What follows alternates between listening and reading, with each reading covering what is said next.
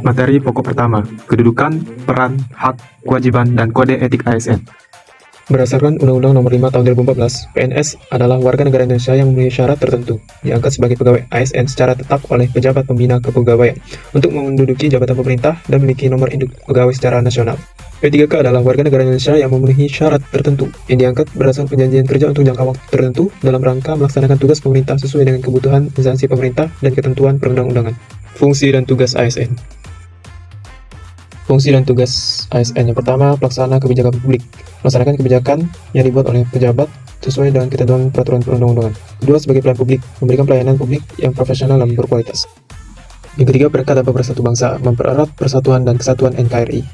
Hak PNS yang diatur dalam pasal 21 Undang-Undang Nomor 5 Tahun 2014, yaitu mendapatkan gaji, tunjangan, perlindungan, pengembangan kompetensi, jaminan pensiun dan hari tua, dan juga cuti. Hak P3K yaitu mendapatkan gaji, tunjangan, perlindungan, pengembangan kompetensi, dan cuti. Berikut adalah perbandingan hak PNS dan P3K. Kewajiban ASN, tanggungan yang bersifat kontraktual, sesuatu yang sepatutnya dilaksanakan oleh ASN. Ada beberapa poin kewajiban dari ASN, yaitu setiap pada bangsa, menjaga persatuan dan kesatuan, melaksanakan kebijakan pemerintah, dan menaati ketentuan peraturan perundang-undangan. Melaksanakan tugas dengan penuh pengabdian, menunjukkan integritas, menyimpan rahasia jabatan, dan bersedia ditempatkan di seluruh wilayah negara Kesatuan Republik Indonesia. Kode etik dan kode perilaku ASN. Tujuan untuk menjaga martabat dan kehormatan ASN. Yaitu ada beberapa kode etik dan kode perilaku ASN. Yang pertama yaitu melaksanakan tugasnya dengan jujur, bertanggung jawab dan berintegritas tinggi. Melaksanakan tugasnya dengan cermat dan disiplin, melayani dengan sikap hormat, sopan dan tanpa tekanan. Melaksanakan tugasnya sesuai dengan perintah atasan atau sejauh tidak bertentangan dengan ketentuan peraturan perundang-undangan dan etika pemerintahan. Selanjutnya, melaksanakan tugasnya sesuai dengan ketentuan peraturan perundang-undangan, memegang teguh nilai dasar ASN dan selalu menjaga reputasi dan integritas ASN, menggunakan kekayaan dan barang milik negara secara bertanggung jawab, efektif dan efisien, serta menjaga agar tidak terjadi konflik kepentingan dalam melaksanakan tugasnya. Kemudian tidak menyalahgunakan informasi internal negara, tugas, status, kekuasaan, dan jabatan untuk mendapat atau mencari keuntungan atau manfaat bagi diri sendiri atau untuk orang lain. Memberikan informasi secara benar dan tidak menyesatkan kepada pihak lain yang memerlukan informasi terkait. Melayani dengan sikap hormat, sopan, dan tanpa tekanan, serta menjaga agar tidak terjadi konflik kepentingan dalam melaksanakan tugasnya. Baik, kita masuk ke materi pokok yang kedua, yaitu tentang sistem merit. Ada 4 hal yang melatar belakangi diadakannya sistem merit. Yang pertama, praktik spoil system dan inkompetensi dalam sistem rekrutmen dan seleksi pegawai. Yang kedua, perlu adanya keterkaitan antara pengelolaan SDM dengan tujuan organisasi. Yang ketiga, tingkat disiplin, etos kerja, dan budaya kerja ASN yang masih rendah. Dan yang terakhir, struktur kepegawaian, yaitu kualitas, kuantitas, dan distribusi yang belum ideal. Sistem merit adalah kebijakan dan manajemen ASN yang berdasarkan pada kualifikasi, kompetensi, dan kinerja secara adil dan wajar dengan tanpa membedakan latar belakang politik, ras, warna kulit, agama, asal-usul, jenis kelamin, status pernikahan, umur, ataupun kondisi kecatatan. Adapun manfaat sistem merit bagi organisasi, yang pertama, mendukung keberadaan penerapan prinsip akuntabilitas. Yang kedua, dapat mengarahkan SDM untuk dapat mempertanggungjawabkan tugasnya dan fungsinya. Yang ketiga, instansi pemerintah mendapatkan pegawai yang tepat dan berintegritas untuk mencapai visi dan misinya. Selain itu, ada manfaat sistem merit bagi pegawai. Yang pertama, menjamin keadilan dan ruang keterbukaan dalam perjalanan karir seorang pegawai. Yang kedua, memiliki kesempatan yang sama untuk meningkatkan kualitas diri. Selanjutnya, pelaksanaan sistem merit dalam pengelolaan SDM, yaitu pada perencanaan. Yang pertama, perencanaan kebutuhan pegawai. Perencanaan kebutuhan pegawai harus mendukung sepenuhnya tujuan dan sasaran organisasi.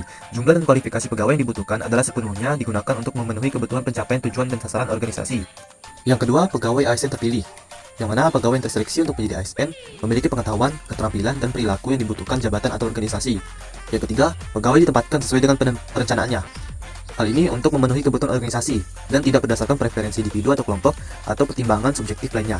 Selanjutnya, jaminan sistem merit dalam monitoring, penilaian, dan pengembangan dapat diwujudkan dengan yang pertama, pangkat dan jabatan yang diberikan berdasarkan kompetensi, kualifikasi, dan persyaratan jabatan.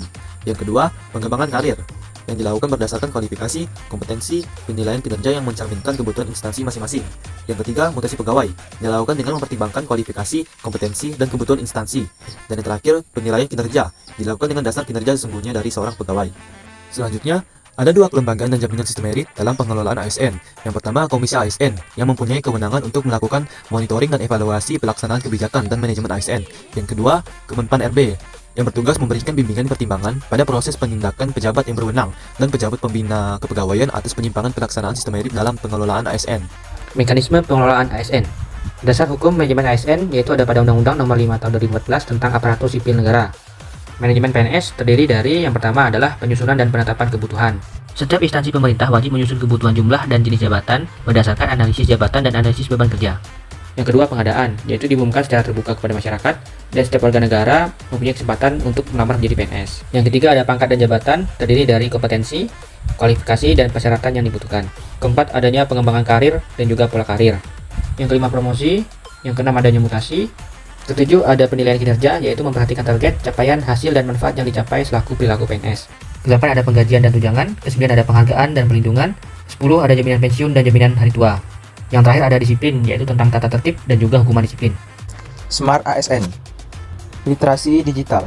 Literasi digital banyak menekankan pada kecakapan penggunaan media digital dalam melakukan proses mediasi media digital yang dilakukan secara produktif.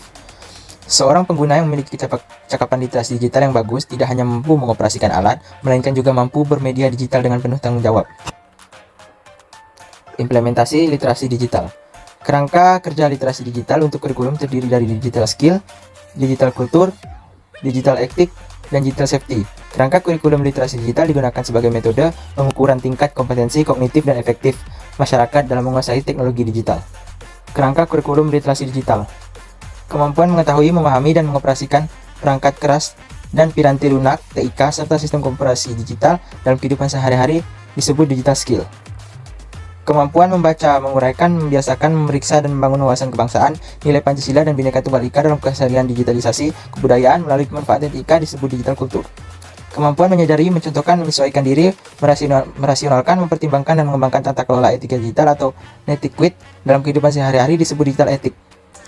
Sementara yang terakhir, digital safety, yaitu kemampuan mengenali, mempolakan, menerapkan, menganalisis, menimbang, dan meningkatkan kesadaran perlindungan data pribadi dan keamanan digital dalam kehidupan sehari-hari. Etika bermedia digital. 3 tantangan dalam menimbang urgensi penerapan etika bermedia digital.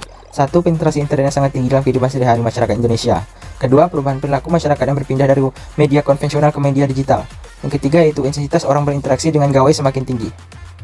Media digital digunakan oleh siapa saja yang berbeda latar pendidikan dan tingkat kompetensi. Karena itu dibutuhkan paduan etis dan kontrol diri atau self-controlling dalam menghadapi jarak perbedaan-perbedaan tersebut dalam menggunakan media digital yang disebut dengan etika digital.